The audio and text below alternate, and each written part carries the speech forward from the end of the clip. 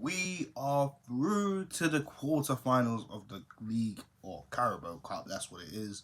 Hi guys, I'm Ryan Williams ASC.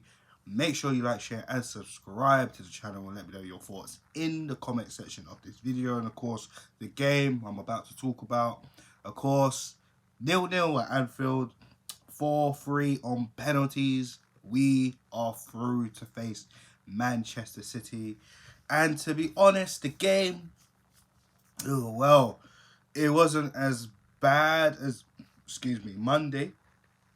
But at the same time, given the fact both teams pretty much had their second teams and a few first team starters for either side, it was actually quite a decent game. I'd say Liverpool looked very, very dominant in the second half. I felt there's a few times we had a few chances, but weren't taken enough properly. The first half was alright, I suppose. But to be honest, I mean, a lot of questions were at Leno, who did start in goal. And personally, that was a man of the match performance.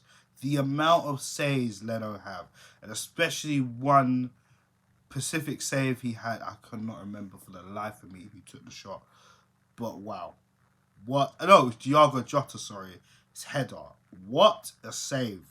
And luckily, Minamino on the rebound hit the crossbar and the ball bounced back out. But what a save.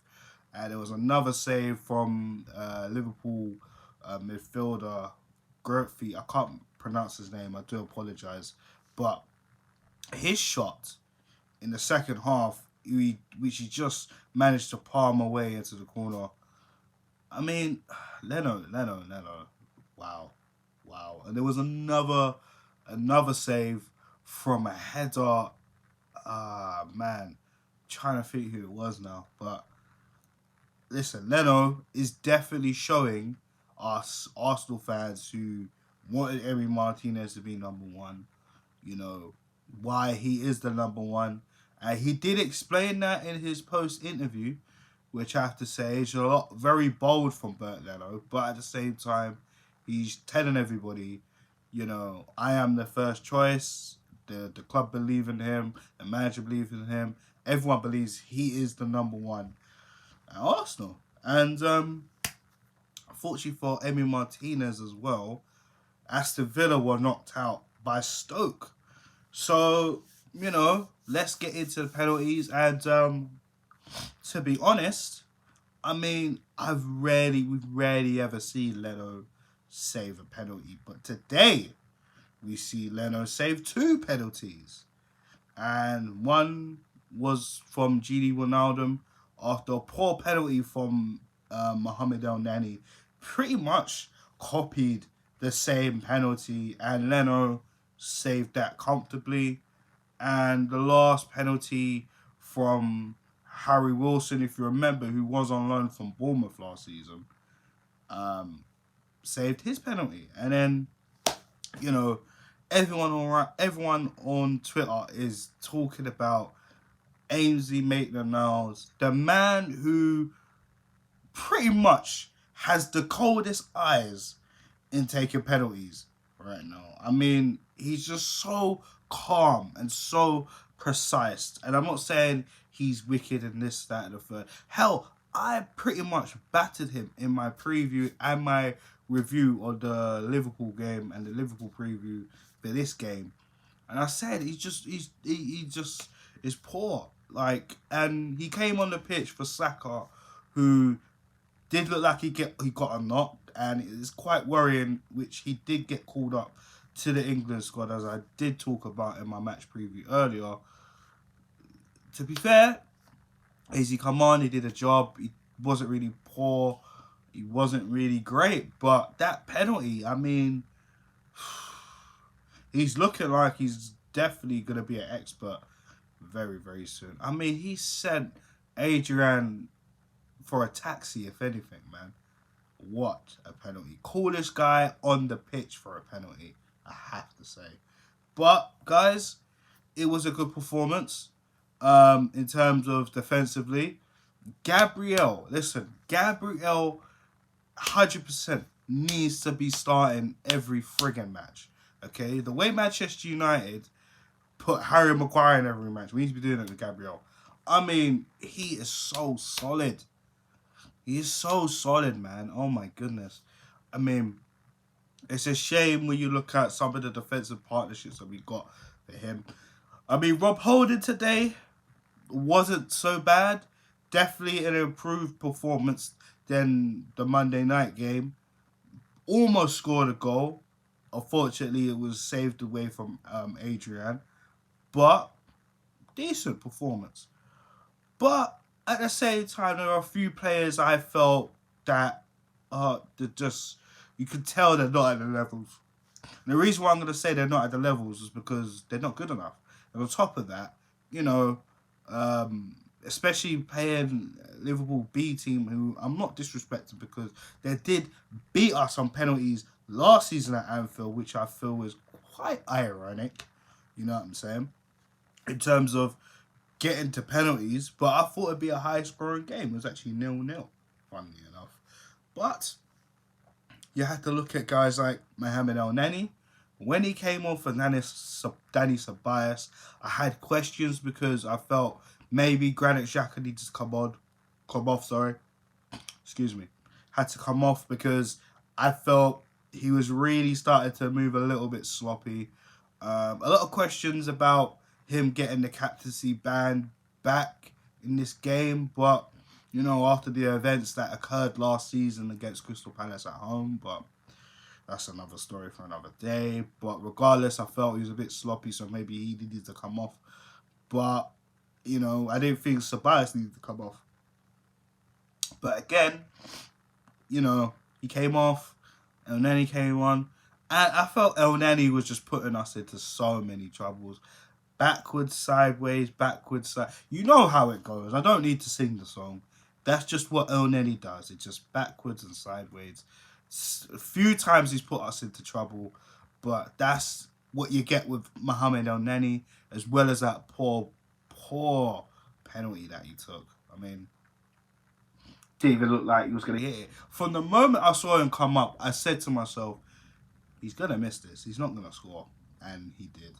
And I'm not battering him or anything, but it just shows like he's not at the levels. You know what I mean? Like, yes, he's played well in the few games he's played, but this is El Neni.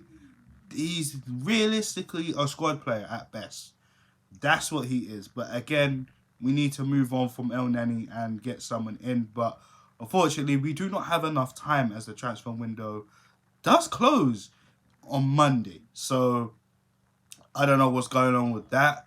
Another person who looks like they're on their way out, and I really, really hope it is their last game in the Arsenal shirt, and that's Sead Kolasinac. What in the world was this guy doing today? I mean, he was just giving the ball away, he was sloppy on the ball, his passing was poor. I mean, oh God.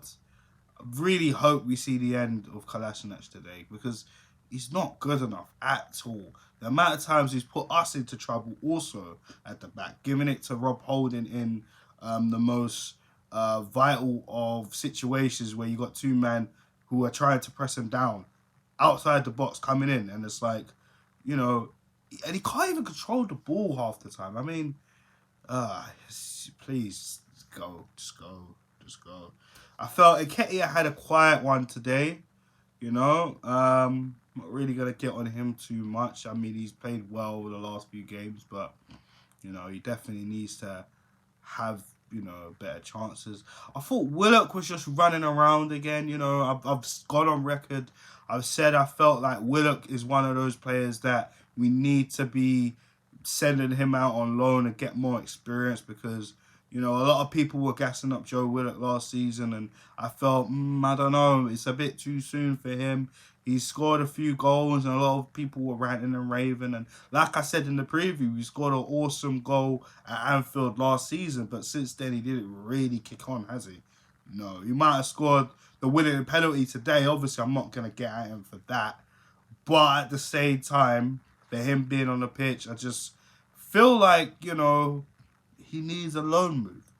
but it possibly might be too late. He could possibly go out alone in January. I don't know. The squad, we do need to have some depth in the squad. I do understand that. Emil Smith Rowe is coming back in from injury anyways. So that's probably another reason on why guys like Joe Willock hasn't been out on loan. You know, also another person who has been criticised for their performance, especially on Monday. Today, a little bit better, and that was Nicolas Pepe.